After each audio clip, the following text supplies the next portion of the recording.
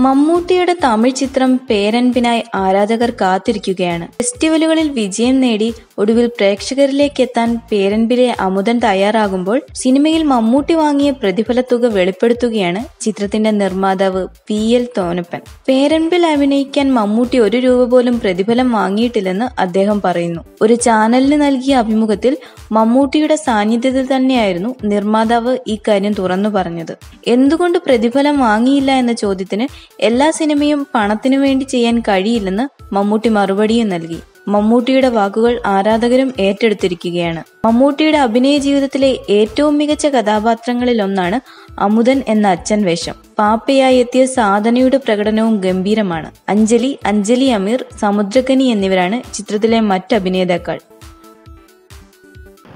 ഞാൻ കുറെ വർഷങ്ങൾക്ക് ശേഷം ഈ മമ്മൂട്ടി എന്ന് പറയുന്ന നടൻ സത്യത്തിൽ ഒരു നടനായിട്ട് മമ്മൂട്ടി അല്ലാതെ ഏറ്റവും മലയാള സിനിമ നമുക്ക് അങ്ങനെ കാണാറില്ല.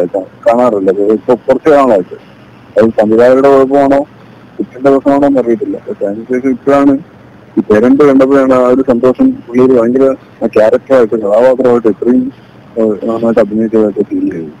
അതിന്റെ പ്രധാന ഇത് കൊടുക്കേണ്ടത് എനിക്ക് തോന്നുന്നു എന്റെ സംവിധായകനും എന്റെ സ്ക്രിപ്റ്റും എല്ലാം അതിന്റെ ലൊക്കേഷനും എല്ലാം എല്ലാ തരത്തിലും ഒരു നല്ല സിനിമയായിട്ടാണ് എനിക്ക് തോന്നിയത്.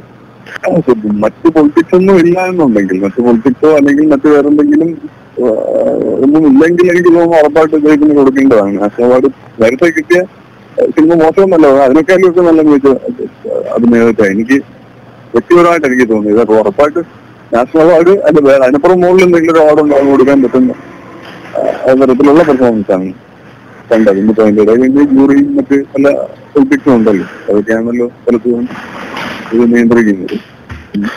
അല്ല, ഞാൻ ചിലപ്പോ അവിടെ നിങ്ങളെല്ലാം സിനിമ കാണിട്ട് വളരെ സിനിമ തുടങ്ങിയത് 9 മണി കഴിഞ്ഞു. 11:30 മണിയായി. പടം 12ഓളമായി സിനിമ കഴിഞ്ഞപ്പോ 11:30 കഴിഞ്ഞെന്ന് തോന്നുന്നു. പക്ഷെ എല്ലാവരും എഴുന്നേറ്റ് നിന്ന് കൈയടിക്കുകയാണ് സിനിമ കേട്ടത്.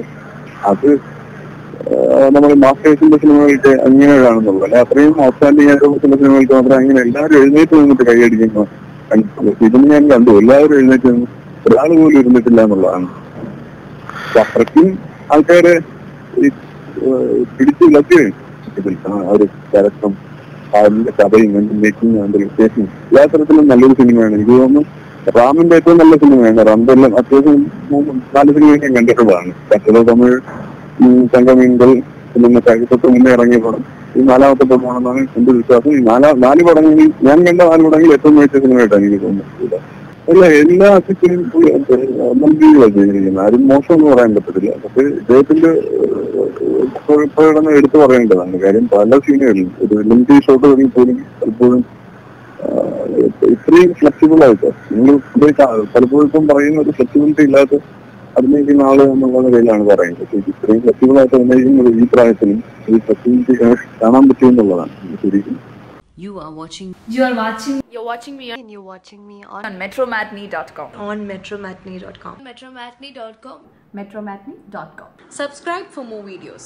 Subscribe here for more videos. Subscribe now. Thank you.